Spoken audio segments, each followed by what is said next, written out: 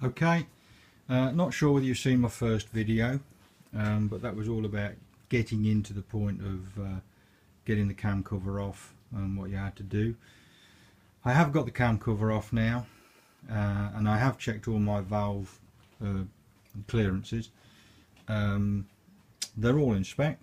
The spec for the inlet is 0.1 to 0.15 and the spec for the outlet is 0.15 to 0.2.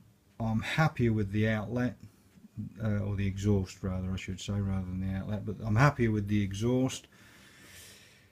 It's sitting at about 0.17, so it's midway between the two figures, which is quite nice. The inlet valve clearances are sort of a snug 0.1. Not, it's a loose 0.1, but it's a good, yeah.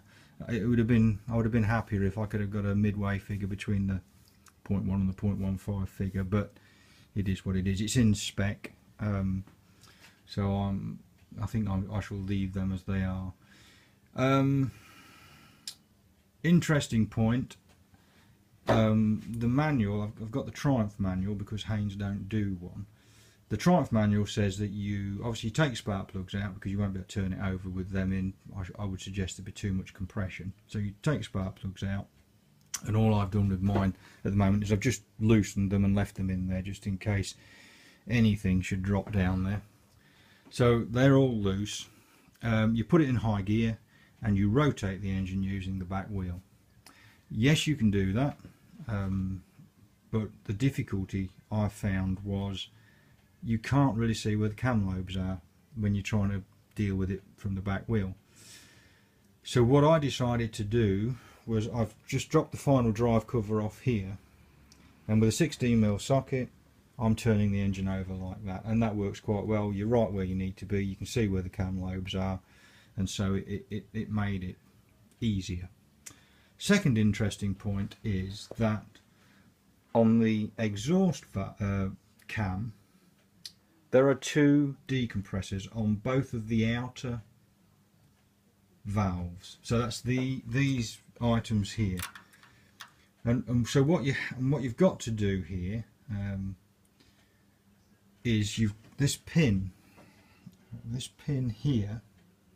Let me see. Let me just right. So this pin here, in the position it's in now, at startup, is holding this exhaust valve open, so it's not making full compression. So as the engine fires and goes into idle, the bob weights move out like that. So as the bob weights move out, it reveals this flat,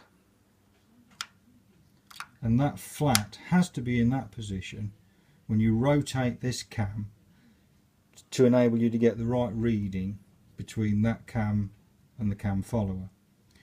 So you can't do that from the back wheel.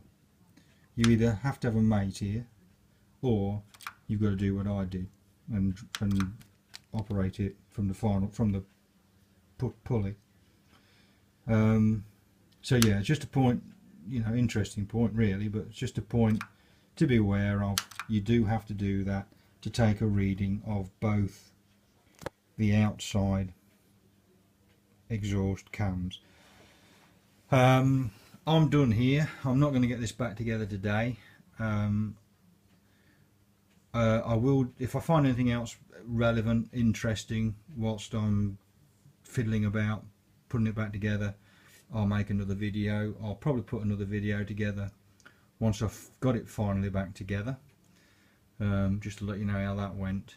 But I'm done at this moment.